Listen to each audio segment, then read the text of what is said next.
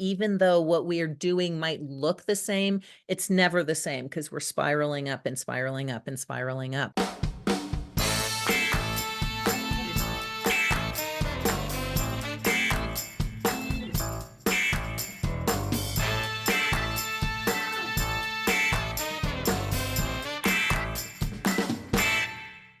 Okay, welcome back to the Marketing Playbook, presented by Details Interactive and Parity and Element. Here you'll take away 3 game-winning marketing plays every episode to take back to your team. I'm your host, Mark Friedman, and my career has been focused on direct-to-consumer marketing, direct mail, physical retail, and digital commerce. This is episode number 97, and today's guest is Viveka von Rosen. Viveka specializes in guiding successful female executives in their 50s, 60s, and 70s who are at a crossroads, seeking more than conventional success. She's a scuba diver, a hang glider, and she's not afraid of those activities, but she does hate making cold calls. We are all wired differently, for sure. Viveka offers a great array of ideas to help your life, so enjoy the show. Before we get started, a quick thank you, as always, to Max Branstetter of the Wow Business Growth Podcast for producing this episode. You can reach him at max@maxpodcasting.com to help bring your podcast to life. Let's open the playbook. Ready, break. Well, hello, everyone. Thank you for joining the Marketing Playbook podcast. Today, I'm joined by Viveka von Rosen. Viveka is dedicated to empowering successful executives and entrepreneurs with their brand and business pivots.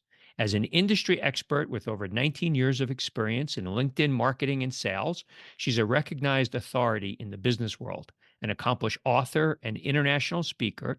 Viveka captivates audiences with her keynote addresses on transition and transformation, catalyzing people to find their voices and create their own transformative and transformational ventures. Viveka, welcome to the show. Thank you so much. Pleasure to be here. Well, it's nice to see you. One of the things that's always interesting when I talk to folks is, they give me a bio and I read the bio, the obligatory introduction. But Exactly. tell us what you do. Yeah. So really, I help people who are feeling confined by their existing whatever it is, whether it's their corporate position, the business that they built themselves, whatever it is. If they're feeling confined and they know that they have something else they need to be doing, like really the comment is, I've been put on this earth for more than this, and it keeps weaving its way in and out of their every waking moment. I help pull them out of where they have been, and there's a lot of different reasons why we get stuck there, and then help them kind of deep dive into really what are your gifts? What were you put here on this earth to do? And then with my extensive LinkedIn background, which is what I did for 18 years, so this is kind of an autobiography, I help them create their new business. We help to brand it, and then we move them in towards launching. A lot of my clients, I didn't put it out there, but like me, they're authors and they're speakers, and they're just really pivoting their stage and their audience right now. So that's basically what I am doing with most of the entrepreneurs. Well, actually, it's usually executives into entrepreneurship that I work with. All right, we're going to take a step back, and we'll come back to what you just teed up for us. Part of the way that we met is, I was out on LinkedIn and I was doing all kinds of connecting as I do, and one of the things I've done almost 100 shows now, and haven't really had anybody that does what you do. Haven't had business coaches or personal coaches, and a number of people suggested speaking to you. So that's how Oh, we're good. that's how we're chatting today. One of the things I like to do in the show is kind of go back to people's first story, kind of where they grew up, something that might have foreshadowed, what they would ultimately do in their career. So tell us about your first story. I love that because that's something I actually do with my folks too, because, when we're younger, we know what we were put on this earth to do, and then we get the shoulds and the coulds and the have tos, and we get off track. So my moment is at 7 years old, I won the speaking contest for not only our school, but our district. I was the youngest person ever to have done so. So I love being on stage. I always have loved being on stage. I always joke that I came out of my mom's womb with a microphone in hand. So, and I tried all the things that I thought that meant, being an actor, being a professor, being a teacher, and that wasn't quite it. So I knew that I needed to be speaking. And then I've also, I was an English major. My first degree was in English, and I love reading and I love writing. I wrote my first unpublished science fiction novel at, I think I started it at 15, ended it at 19 years old. So I've always loved writing. I've always loved being on stage. And I have done that pretty much for the past 30 years, but also not speaking and writing about things that brought me like true joy and really felt aligned with who I am and what I am. One of the things that is interesting in what you were talking about, it seems to me that fear plays in a lot for people. We tend to. I don't want to oversimplify this. People are creatures of habit to some degree, right? We kind of start a path, we continue the path. Clearly, that's not what you've done. But how do you help people, deal with the fear of change? Well, and I'm gonna misspeak this, but it's something around, and I can't remember who originally said it and what the actual quote is, but it's something about when when doing the same thing is more painful than the fear of change, that's when we change. And I think all of us get to a point in our career, sometimes many times throughout our career, where it's just too painful to stay in that spot. The other thing about fear is sometimes it's truly fear. Like, don't get me wrong. Sometimes it's truly fear. I hate a cold call. But on the other hand, sometimes fear is just excitement. We're perceiving it the wrong way, right? But the feelings of the butterflies, the palpitations, the sweaty palms, like that is excitement and that is fear. So you get to choose which you want it to be. And I've pushed myself doing things like hang gliding, paragliding, hiking, scuba diving, and speaking on stage, but I do actually love that part. And cold calling. Don't love that part. But it's, that hyperventilation and the racing pulse, it's the same feeling. So it's really just a matter of, okay, am I feeling fear or excitement? And if it is fear, or if I think it's fear, can I pivot that to be a feeling of excitement, in which case then I can move on and get through it. So early on in your career, you dubbed yourself as this LinkedIn expert, Yeah. and it was very early when you kind of took to LinkedIn. Yeah. What did you see in LinkedIn, and why did you spend so much time becoming that expert? Yeah, yeah. I always joked about I got the URL and then I had to make it true. About 2006, I was running a co-share space and I brought in someone to talk about Web 2.0, which shows you just how long ago it was.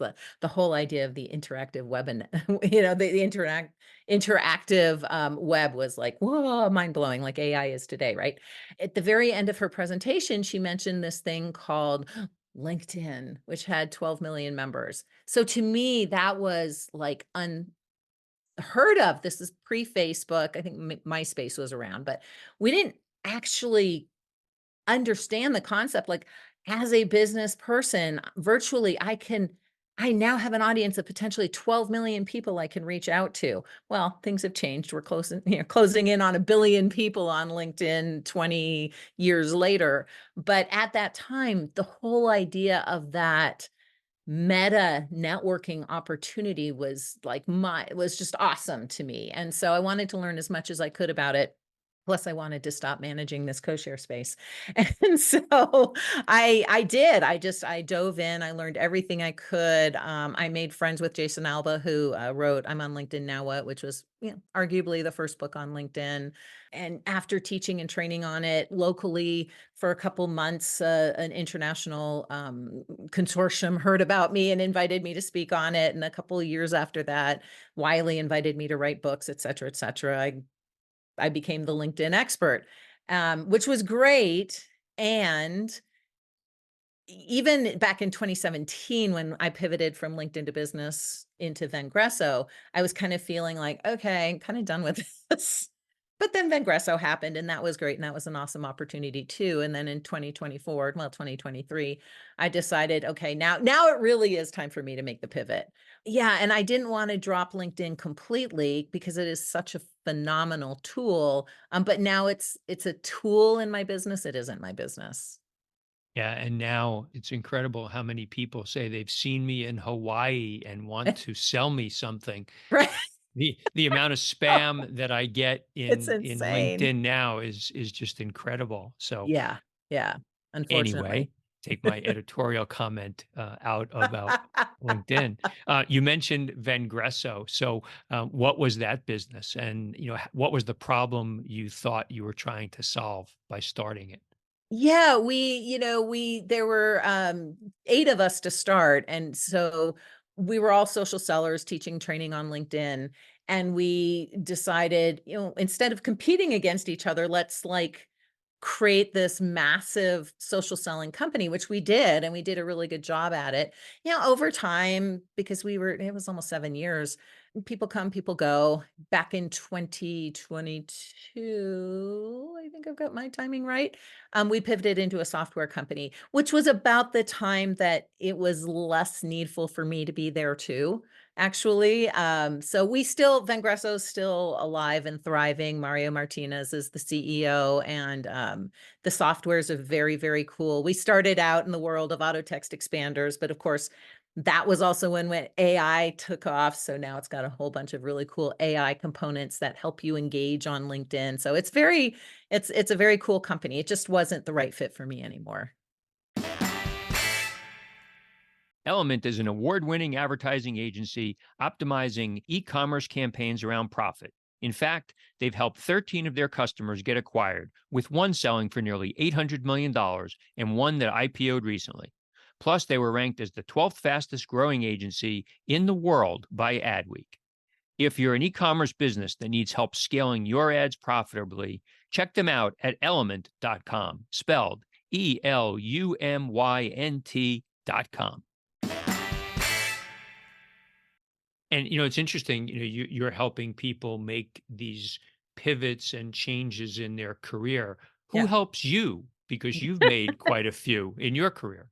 Yeah, well, that was kind of the problem, and that's why I started doing what I'm doing now. I was looking for someone, something, some book, some program, that was really focused on specifically older women, because we have our own set of of issues, I'll call it, of frustrations, pivoting from that executive role, that influencer role, and into what's next. And I didn't really find anything. Now, that being said, I was in a mastermind that was incredibly supportive, and I'm just a huge fan of masterminds.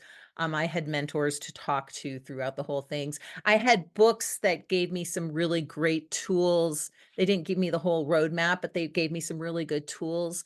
And I've always relied on those things. I've always relied on mentors, community, and education throughout all of my pivots. And a lot of times it was a matter of following my gut and jumping in and keeping my fingers crossed. And as you're laying out that roadmap, Yeah, when we build roadmaps, we have a start, a middle, and an yeah. end, and there's a goal that we are trying to get to. What was the goal that you were trying to get to? How did you know that you had reached there, or maybe you haven't reached there yet? I would say I'm still in the process. I'll answer your question in just a second. My long-term goals are not what I'm doing today because, steps, baby steps. So, or big giant strides, as the case may be. I got fascinated with the whole concept of alchemy and how we change like base metal into gold as a metaphor.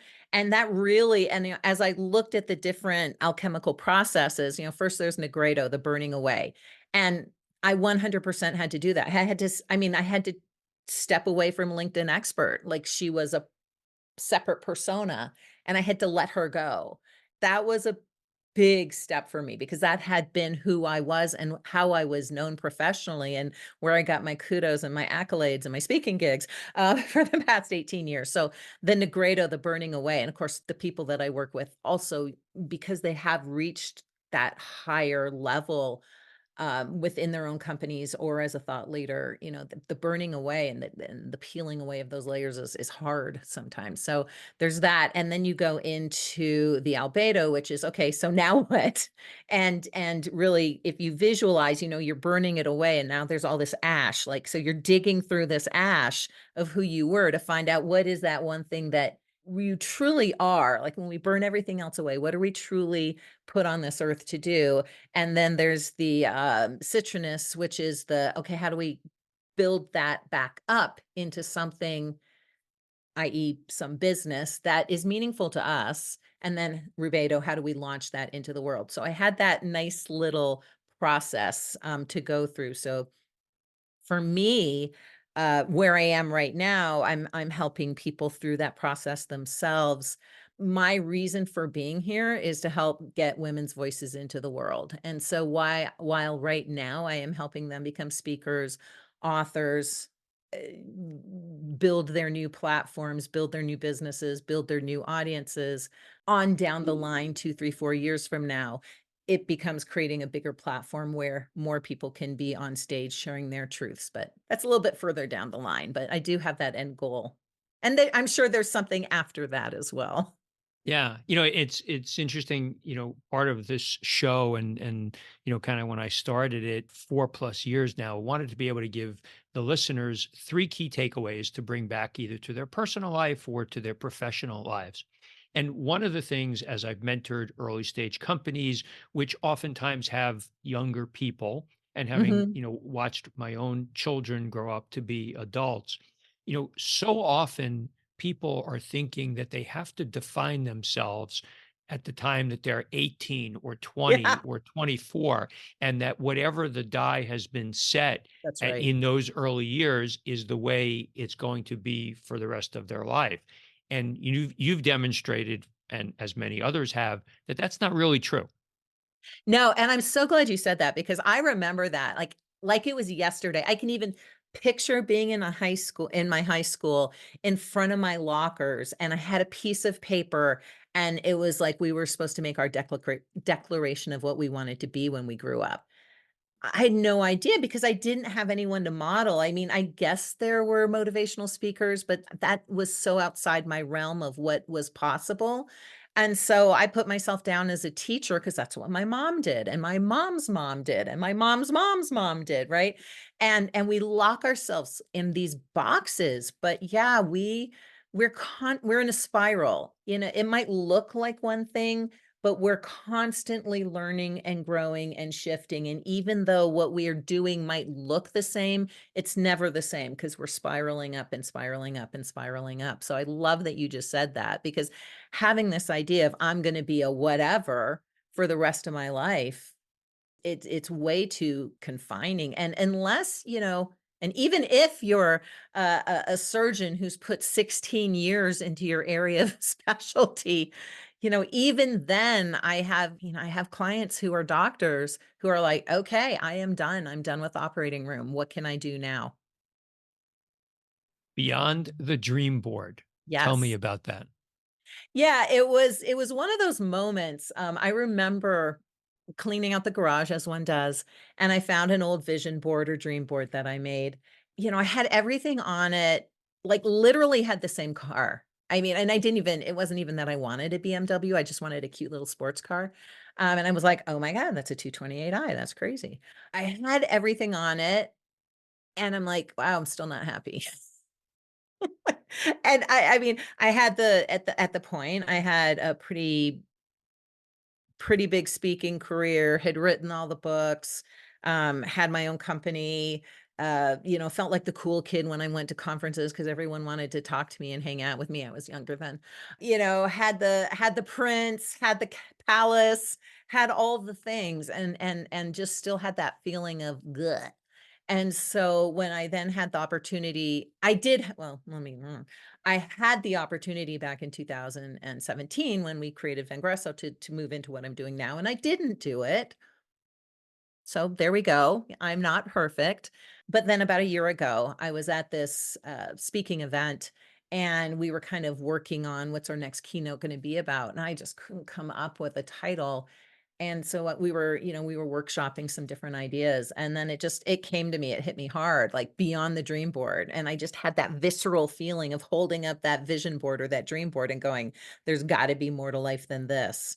And so what's beyond it? What's on the other side of it? Then a whole bunch of stuff came after I declared it, and then I ended up making it the name of my company and the book that I'm working on right now and my podcast if I ever launch that, and there will be something beyond it, but right now, beyond the dream board, but right now we're just at beyond the dream board. And you talk about a book, and we'll come back to that one. But you've written other books, 101 Ways to Rock Your Pivot from Executive to Entrepreneur. Yes, so I've done a bunch of LinkedIn books, and the last 2 books before the 101 Ways to Rock Change, which I think I gave you the wrong title because I really wanted it to be Rock Your Pivot, but anyway, that's another story. So yeah, I had done 3 LinkedIn books, and then my last 2 books were the 101 Ways to Rock, series with Daily Success with my co-author, Dana Steele. And so as I was going through this and going, I don't have a roadmap, I'm like, well, the 101 books are actually pretty good roadmaps and they're easily digestible. So if I'm going to create this roadmap for myself, why don't I put it into the 101 book form? And so I called, hey, Dana, can I write a book? And she's like, sure, just, you have to do all the work. I'm like, okay, fine, no problem. And so as I was going through this process myself, I wrote the book 101 Ways to rock change because Dana didn't think pivot was a good enough word. So to rock change, your pivot from executive to entrepreneur. So I released that one in January 1st of 2024, a good way to start off the new year. And I call them my little books because really they're pretty easy to write. They're very consumable. It's like one little tip a day. It's very easy to write and it's very easy to consume. I'm currently working on the Beyond the Dream Board book. And so that one is going to be meatier, like my first book, that's going to be 3, 4, 500 pages. I don't know, a bunch of pages and more of my story plus a lot of things I've learned throughout all the years. Yeah, it's amazing. I've had a number of people reach out and say, "Geez, you've been in direct marketing, digital marketing, catalog marketing for for so long, your entire career. Why don't you write a book with all the stuff that's in your head?" And I Yeah. couldn't possibly get it down from out of my head onto a piece of paper. It's just not something that I'm wired to do. I wish I could, but not wired to do that. Thriving brands today have one thing in common. They make it a priority to understand their customers. Imperity uses AI to unify customer data and help businesses know exactly who their customers are and what they care about most. Find new customers, grow loyalty, get better return on ad spend, and manage privacy compliance. An accurate, unified customer data foundation connected with the teams and tools that need it makes everything you do with customer data work better. Build your strategy on Amperity, the platform for customer data. Learn more at amperity.com. You've written books. You're going to contemplate a podcast. So when you're ready for that, let me know. I can, I will. help you there. One of the Thank other you. things, as I read, about your background, embracing the liminal zone. So that Yeah. word liminal is not familiar to me. Tell our listeners what that means. It's really funny because I literally wrote a paper in college, and I won't tell you how many years ago that was, but a lot, called Beyond the Liminal Zone. And I've just been fascinated by the liminal. So the liminal is the betwixt and the between. It's that space between what was and what will be. And it's super uncomfortable. It's the space of change, it's the space of possibility, but it's like being on a rocking boat, right? There's no solid foundation, there's no boundaries, there's no walls, it's just all open possibility. And so it's very, very, very uncomfortable for people, but I've always been fascinated. And I literally, it might have even been the same day I found my dream board. I found the paper that I wrote and it got me thinking about it again. Mind you, I didn't do anything with it for 5 or 6 years, but that space of the liminal is so potent when you are in this career transition where you're going from, especially not just career transition. I mean, we're talking third act career, beyond second act. We're talking third act. Like this is when most people are thinking, do I retire now? Is it time for me to retire? And I think what we're finding is, well, there aren't pensions so much anymore. So being able to retire and play golf, forget about it. That ain't going to happen unless you planned very well financially. But also, I think our brains are still somewhat functioning, and that drive to do good in the world is still somewhat functioning. So we're so torn between, like, to your point earlier, all right, I get in and I do this job for 55 years and then I retire and then a couple years later I die. And we're not willing to do that anymore. We get into our job and then we do this job and then we do that job and then we do that job and then we get to the age 55, 60, 62, 65, whatever it is, 75. And we go, okay, so what's next?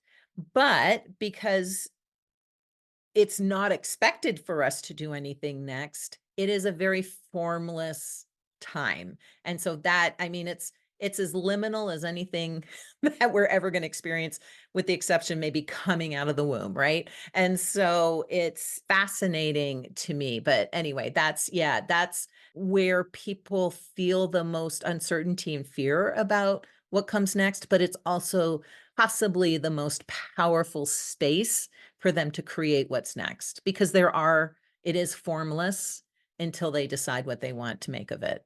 And the fact that we are living longer, all right, Yeah, as a society, there yeah, are more years post what the traditional exactly. retirement age might have been, whether it be Yeah. 65 or 67. I mean, you could live 20 years, 25 Oh, years, yeah. or more after retirement. And as a golfer, there is only so much golf I can play. So, especially Exactly. since I'm not very good. And look, I also am a believer, and it seemingly you're the same way. I'm a believer that you really need to keep your mind functioning and Absolutely. challenged and thinking, or else what do you become? So Yeah, yeah. And it's a great, I'm learning Spanish for the first time in 50 years. Might try to learn a instrument of some sort. Like you want to keep that neuroplasticity plastic. And then what?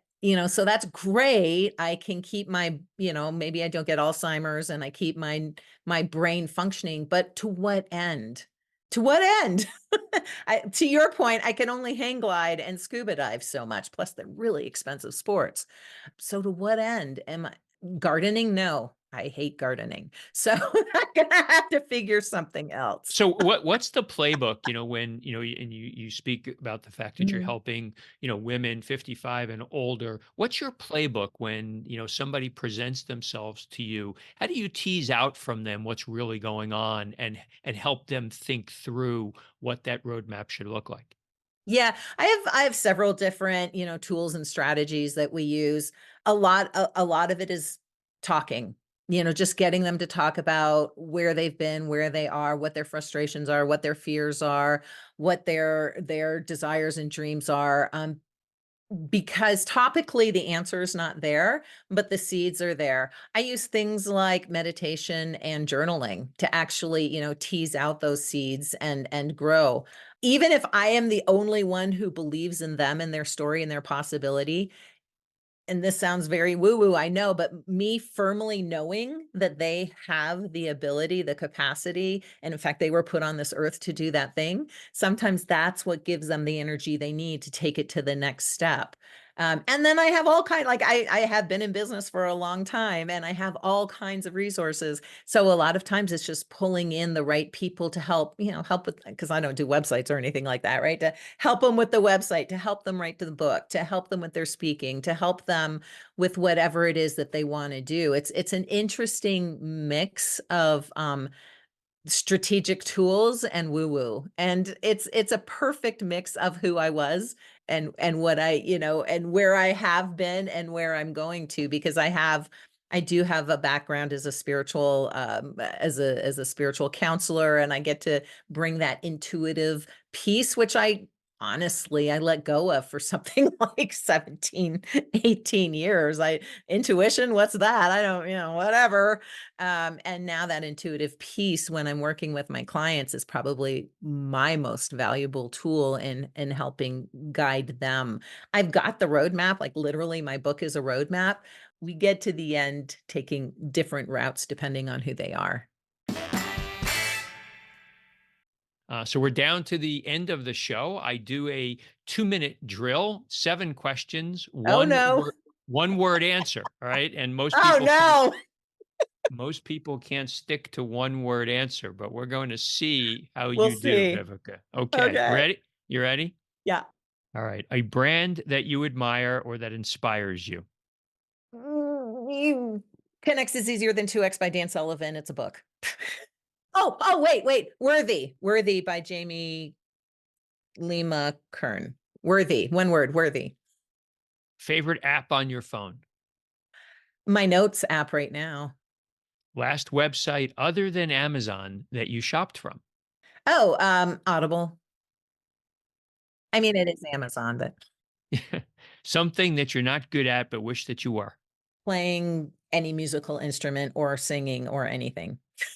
Charitable organization that you're passionate about. Dress for success.